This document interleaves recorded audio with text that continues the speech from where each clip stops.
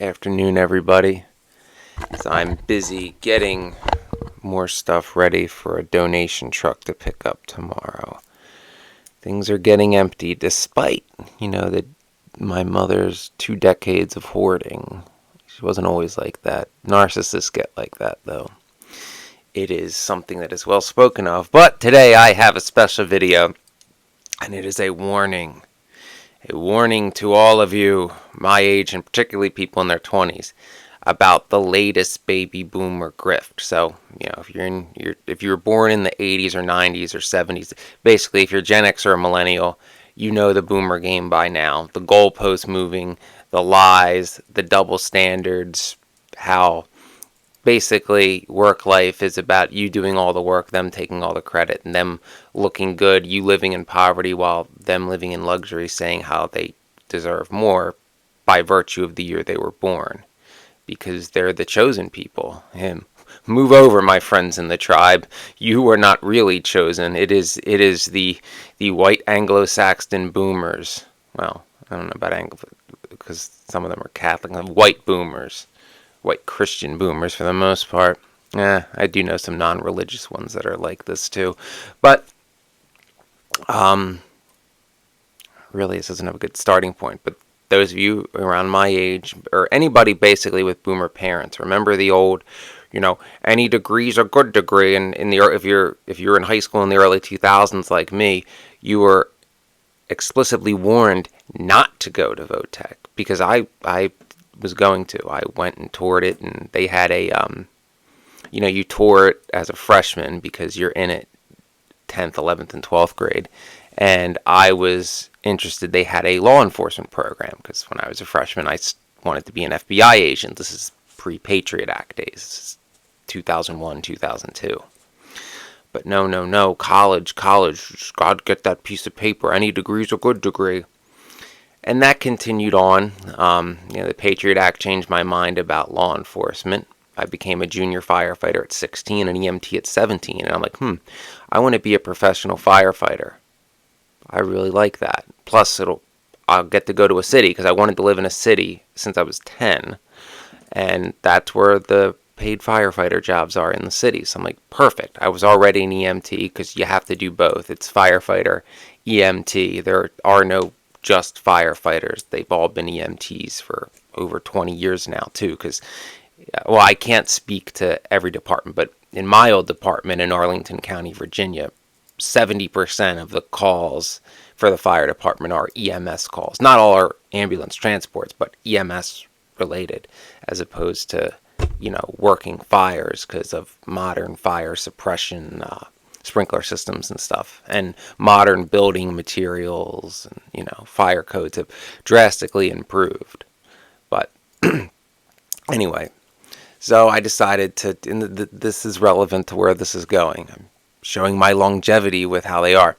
So I decided that in 2004, at the beginning of my senior year. That's also when I put myself through the EMT academy in my county. Started running ambulance at 17. Right, makes sense. I'm like, college, just more like high school, because in my high school, they were all sticking together in their little cliques, and I'm like, I don't know about this. And there was nothing I really wanted to go for. Oh, just get any degree. That's just what you do. You just do what we tell you. We know everything. Like we can't explain how we know, but we just do. We're baby boomers, So I did what I wanted, and decided not to. I applied to colleges, got in, whatever.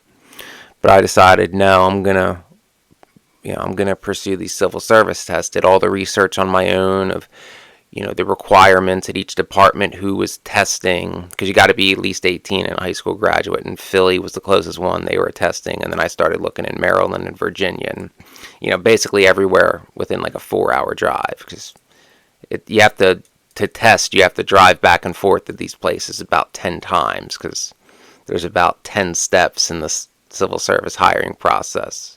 If those of you that are watching ever did a law enforcement civil service process, it's the same thing. Firefighters and cops go through the same process. So, I decided to go to night school part-time for fire science, because that would better my odds of getting into a fire department because it's very competitive. It's more competitive than police because there's far fewer firefighter jobs than there are police jobs. And continued working as a EMT, and well, this is 05, so I was still modeling at the time. So I was doing my thing and running around the different schools on the weekends, visiting friends when I had time. Boomers hated that because it was all about that piece of paper. Now at this point, this is the fall of 05, I am beginning to, these exams are starting. Like I'm starting to sit for written exams, which is the first part. And they're like, well, I don't know why you're so focused on, getting hired. You should be focusing on getting your degree. Now, isn't the whole point of getting a degree to get the job you want? Right? But here I am in the process of getting the job without obtaining debt, which they didn't want. We're getting there. We're getting there. It's a long build-up, but you'll see my point. So, and they're trying to just go to, just give this stupid. It's stupid because, these jobs are already promised to people. The testing doesn't matter. And that's what these boomers told me, because in Chester County, well, there are no paid firefighters. Well, that's not true. There's some part-time ones, but they don't even test. They just give it to whatever good old boy they want to. Like, there's absolutely no testing. And not to get too off on this tangent, but back when I was an EMT, there was this well-known, and I'll give his name so you can look it up to tell you that I'm telling the truth, as I always do. There was this good old boy, third-generation firefighter, all Chester County, prince, named Bob Tracy. And Bob Tracy, was like Mr. Coatesville Fire, Mr. Coatesville, Mr. Hometown. Cokehead. I said that at the time in like 05. Everybody said I was an asshole and he was such a great guy and, show him respect because he's third generation. He's not just in the club. He's like one of the leaders of the club. Well, Bob Tracy then wanted to be a professional firefighter full time. Went down to Anne Arundel. And remember, this is a guy who, Mr. Volunteer, all that. Got in, couldn't hack it through the academy, barely passed because he was so out of shape. But because I know people in Anne Arundel. I know one of his instructors. It was years ago, but the instructor's like, yeah, this volunteer guy acted as if he knew everything. He's like telling 20 plus year vets of Anne Arundel, this is how it's supposed to be done. Like guys who do this job every day, been doing it full time. Here, this volunteer is like, it's not how we do it in Coatesville. It's not how we do it in Coatesville. And they of course responded with things like, well, if Coatesville needs you so bad, what are you doing here? Oh, wait, Coatesville won't pay you because it's volunteer. Anyway, he didn't make it through his probationary period. And remember, this is like the know-all, be-all firefighter, third generation. So by Chester County religion, he has all the experience of his father and grandfather before him because by their logic, that's all. Yeah, that's all passed down. I know, it makes no sense, but they believe this. So he comes back to Chester County, and one of the part-time, very few part-time positions that exist in the county open up, and they just give it to him. Now, this is a guy who just got fired from his full-time department because he couldn't keep up, because he couldn't hack it, and because he pissed hot for coke. But, he's in the club, so they just give it to him. A few years go by, becomes a problem with arson in Coatesville. Yeah, arson. I had a feeling that it was Mr. Hometown trying to look like a big shot, big hero. Of course, I got vilified for it. Sure enough, it was. It was Bob Tracy setting some of those fires. Not all of them, but he was one of the main arsonists in this period of 08, 09. And people still defend him because he's in the club. It was recently, a few years ago, back in the news for beating his daughter because he didn't like her boyfriend. But again, this is, in their eye, this is, when I talk about Chestertology and the epitome of the good old boys club, look up Coatesville, Pennsylvania, Bob Tracy Jr. You can read the articles for yourself. That is a great example that you can look up and see, and see the story and the type of person that the area where I live glorifies for no other reason than he's a good old boy. He can do no wrong. So, to prove that I'm not completely mad. But back to my point. So they're telling me I can't possibly get hired because, again, where I grew up is corrupt, and I know that from trying to get into the health department, but no, they, in most places when they test, it actually is, the people they hire is actually based on the performances of the tests. Most places aren't good old boys clubs. There's elements of that, but you go to cities, a lot of people in those cities are transplants who didn't grow up in those cities. Most places in the country nowadays aren't like Springfield in The Simpsons, where generation after generation after generation after generation all stay in that town because it's not 100 years ago. Anyway, but they told me I couldn't get hired, and I did, and things happened. I got cheated out of it, but that was that was with HR, and the full story I'll never know. But there was corruption and money changing hands, and it wasn't personal against me, and I wasn't the only one. There was 4 or 5 other guys that got screwed, but it was people trying to get in, relatives and boyfriends and people lower on the list, so they had to screw people over, and they targeted younger people who didn't know better, particularly younger people from a different state, which I was. Again, I don't know any of this for certain, but this is what the captain who was in charge of recruitment told me years later after he retired. Took me like nearly a decade to get this information out of him, and I still don't know the full story. And when I got hired again in Arlington, I asked people who were around at the time, and all they would tell me is that there was definitely shady shit going on in that era, but that they couldn't talk about it. So, something ain't right. But ended up in college because that's just what you're supposed to do, and it was now the recession, so the hiring freezes, testing for a different department wasn't an option because most departments it's every 2 years. And from like 2008 to 2012, basically nobody was testing, at least out this way. So I went to college. As soon as I graduate college, what do you know? The boomer's like, wow, it's basically just a high school diploma. Like, how dare you think you deserve any better than the guy who dropped out of high school? And then, got to put your time in.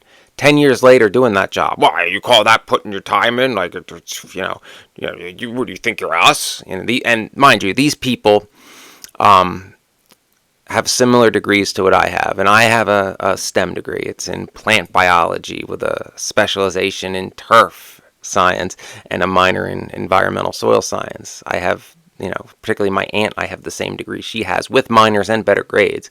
But when she graduated in 79, she was handed a job at the county, 35 hours a week, government benefits, pension, and the modern equivalent of like 55 grand a year. Whereas when I got out of Penn State, I was working 80 hours a week for $37,000 a year. Well, okay, it'd be like 44 in today's money, but 80 hours a week and, some shitty bare bones HMO. Right? And I already had experience in that field. I had, been an intern in that profession, and I'd been like just a regular worker for 4 summers prior. So I had, a year plus experience if you add up the summers. She had none, but boomer, right? And they just keep moving the goalposts. Now we're getting to my point. So the latest boomer grift, they'll tell you, well, now, and the reason why they wanted you to go to college is because it costs in real money, and I know this because I've seen my father's documents, what he paid for Penn State in the late 70s as an in-state student versus what I paid in the late 2000s. Converting his $78 to $09, mine was triple. And that's what the boomers want. Now we're getting to my point 15 minutes in. Please watch this whole thing. The whole point of jacking up the prices was to put money in boomer pocket. That's why they created the for-profit university. That's why they created the unpaid internship. So you can do the work for them and they can get the credit, and then you're not seen as a threat.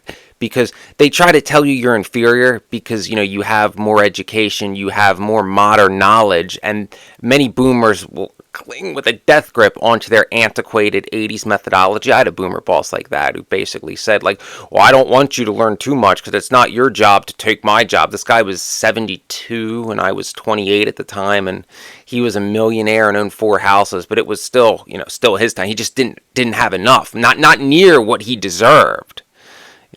He was suspended from that job for he pushed a bride off his putting green because her heel left a mark, and he would break chairs over the table. But my boomer relatives who never met him defended him because he's a boomer. Because boomers, first and foremost, above anything else, their loyalty is to each other. They are baby boomers above all else.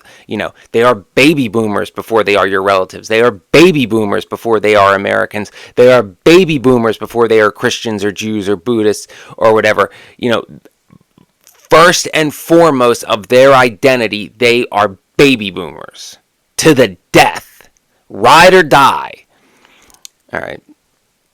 So they wanted us in debt. They profited off of that. And, it means they can get you to work longer hours for less money, because on average, our generation works 6.5 hours more and makes 20% less working the same job that a boomer worked in the 80s. Obviously adjust the 80s dollars to today's dollars. 20% less and longer hours. But they deserve, and they got pensions. But they deserve that. They can't tell you why. They just do. Like, I asked a bunch of them, like, well, how come you only pay, how come you were entitled to pay a third for your college? Well, we worked really hard for 30 years. That was after you got out.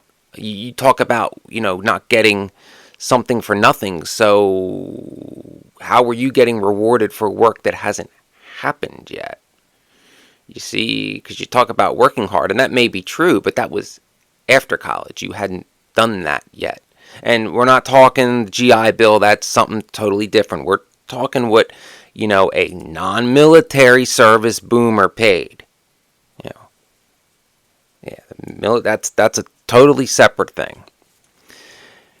Now, their latest grifts, because after they're like, well, college is useless, and, you should be working at McDonald's, because boomers love McDonald's, and they think everybody born after 1964 exists to serve them and make their lives easier. Like, men be landscapers, and, women exist to, please the boomer gods, like Jabba the Hutt types, and those women should be honored that, these godlike men even find them attractive because they're the that's the top tier, the white male baby boomer. That's that's like levels of perfection I could never obtain. Like, I can never be as good as the great Joe Biden. I mean, Joe Biden is so great that when he lies about his past, history warps and bends to make that true. And you're not allowed to use facts against a baby boomer. Truth is whatever they say in the moment. Doesn't matter what proof you have. Even Biden's a good example because everybody knows who he is, and the stuff that people don't like about him is on tape. It's like, bro, well, I never said that. It's like, the 1994 on the Senate floor. Yes, you did. Here's the tape. That's you. You may not remember it, but that doesn't mean it didn't happen. So their latest grift is, well, you need a master's degree. More money for the boomer. Don't do it. They'll just move the goalpost again. They just want your money. They just want your money trapped in the job. Now, when I say don't do it, I really mean don't pay for it. If you're working at a company and you can get a master's degree on their dime, go for it. Definitely. Or even possibly if they're paying half. But I'm saying if you're paying out of pocket for it, don't do it. They just want you in more debt. And they're not going to give you what they promised. I played that game with certifications, How many of you have been in a situation like this where it's like, well, I mean, you got to get this, and this, and then I can give you what you're asking for. And then you do that and a little bit more. And then you go back to the boomer boss and like, well, you see. And then they'll give a job to like their nephew or somebody who's not qualified. But, in Chester County, it's like, well, my uncle did the job, so I know how to do it because he's my uncle, which makes no sense. That's not a thing. Yeah, they love their nepotism and cronyism, and will they come for you when you call it out and make it public? Because if they think it's right and it's the way it's supposed to be, then why would they get mad at calling it out? If it's the right thing and there's nothing wrong with it, what does it matter if people know about it? You know what I mean? Because they know it's wrong. Just like narcissists know what they do is wrong. And the latest one, this goes to the master's degree thing. You think like, oh, these boomers are finally retiring. I'll get my master's and I'll finally, be on the ladder of the career I want. No, because they're not hiring new people. No, they're hiring all their cronies as consultants. That's the latest boomer grift, consultants. And these consultants, they'll pay 80 grand a year, not hire a replacement. And these consultants put in a couple hours a week and spend the rest of the week on the golf course, and be able to write shit off. I know dozens of them. I've worked at high-end golf clubs. I've been management of them. They all brag about it. That is the latest boomer grift. Like, oh, get them to get a man. Be like, well, I mean, why would I hire? I can keep my boomer buddy here. Sure, he was in a different industry, but he's a boomer. He knows things. Well, we know things. We're boomers. We know everything. That's the latest grift. How many of you have noticed it as well? So yes, be aware. Notice the pattern. INFJs notice the pattern. It's just another goalpost move. They've been doing it to us our whole lives. Don't fall for this one. They can't hold on much longer to power. They're getting up there. But don't fall for their goalpost moving anymore, because they don't care about you. Unless you're in the good old boys club. Unless you're, an anointed one. But if you're not, then don't buy into any of their BS, because what they want is for you to do the work and them to get the credit, or for you to do the work and for them to give the credit to like one of their nephews or cronies or somebody who's not qualified, that they're going to bend over backwards and make look good because they're in the club. How many of you have been in that situation? So beware of that grift. No, if you notice that it's like, wait a minute, these people keep lying, and keep moving the goalposts. And if you think, well, if I just keep chasing it, eventually I'll catch it. No, it's a rigged game. You can't win, so don't play.